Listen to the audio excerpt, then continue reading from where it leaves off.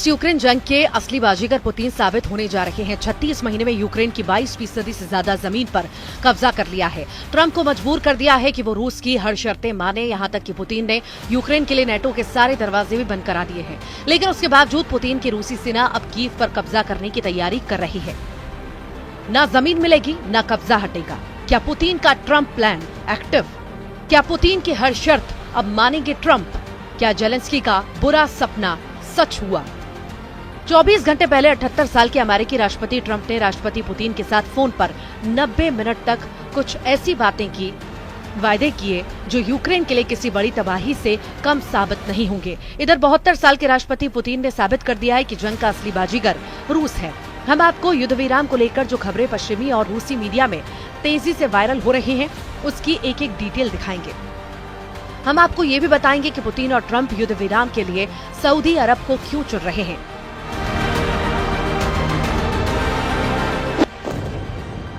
साथ ही ये भी दिखाएंगे कि अमेरिका अधिकारियों ने अब ये कहना क्यों शुरू कर दिया है कि नेटो में यूक्रेन को शामिल करना बेहद मुश्किल। ट्रंप ने यह भी इशारा क्यों किया है कि रूस ने लगभग 3 साल की जंग में जो जमीन यूक्रेन की कब्जा ली है, उसे रूस से वापस लेना लगभग असंभव है। ऐसे में सवाल उठता है कि क्या ट्रंप पुतिन की हर शर्त मानने को तैयार है? और दूसरा सवाल, युद्ध विराम से अमेरिका को क्या फायदा होने वाला है?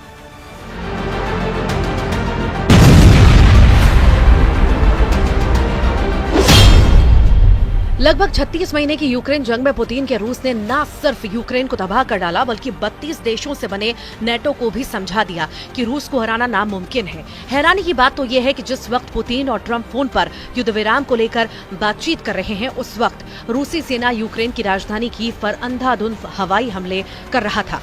अब सवाल उठता है कि ट्रंप ने पुतिन से 90 मिनट तक फोन पर ऐसी क्या बातचीत की है जिसने यूक्रेन के होश उड़ा दिए हैं।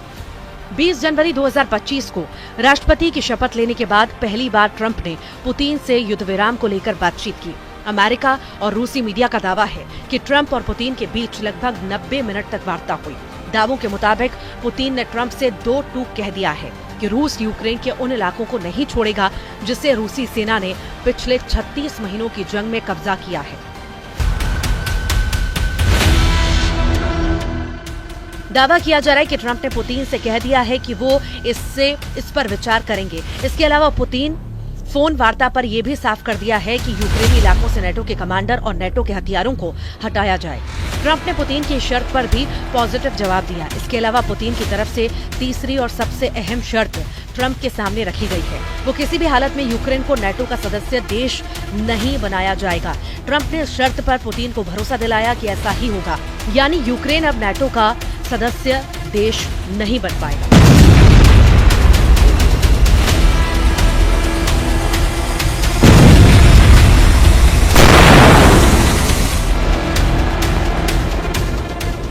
पुतिन के बेहद करीबी और रूस के पूर्व राष्ट्रपति दिमित्री मेदवेदेव का दावा है कि भले ही ट्रंप और पुतिन के बीच युद्ध विराम को लेकर लंबी बातचीत हो गई हो, लेकिन इससे रूस के मिशन और मकसद पर कोई असर नहीं पड़ेगा।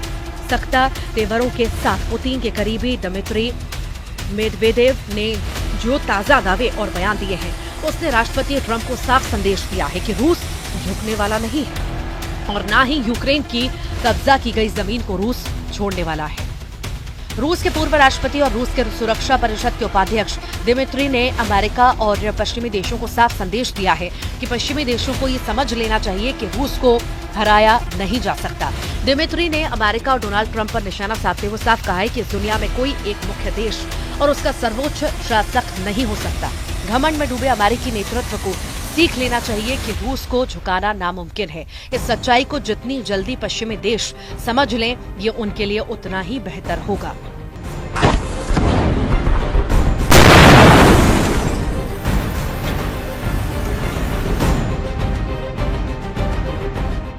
दिमित्री मेदवेदेव के इस बयान से साफ है कि ट्रंप यूक्रेन युद्ध को खत्म करने के लिए कितनी भी कोशिश कर लें, रूस अपनी शर्तों पर कोई फैसला करेगा। रूस के इन तेवरों से जेलेंस्की के होश उड़ना भी शुरू हो गए हैं। इधर जिस वक्त ट्रंप और पुतिन के बीच लगभग 1.5 घंटे तक फोन पर वार्ता चल रही थी, तो उधर यूक्रेन की राजधानी कीव पर रूसी सेना भयंकर हवाई हमले करने में जुटा था। हैरानी की बात तो यह है कि यूक्रेन पर रूस के ताजा हमलों में उन इलाकों पर सबसे भीषण हमले किए गए, जहां यूक्रेनी सेना बेहद मजबूत स्थिति में मानी जाती है। खास तौर से राजधानी कीव में रूसी हमलों ने यूक्रेन के सभी एयर डिफेंस सिस्टमों को चकमा देकर भारी तबाही मचाई है। जरा देखिए। यूक्रेन की सेना ने माना है कि रूस ने रात भर कीव पर हवाई हमले किए। हमले में रूस की तरफ से 7 बैलिस्टिक मिसाइलें कीव पर दागी गई। हालांकि यूक्रेनी सेना का दावा है कि 7 में से 6 बैलिस्टिक मिसाइलों को उसने मार गिराया। इसके अलावा रूसी सेना ने कीव में 123 आत्मघाती ड्रोन हमले किए, जिसमें से 71 को मार गिराया गया। यूक्रेनी सेना दावा भी कर रही है, लेकिन फिर भी 52 आत्मघाती ड्रोन ने कीव में भयंकर तबाही मचाई है।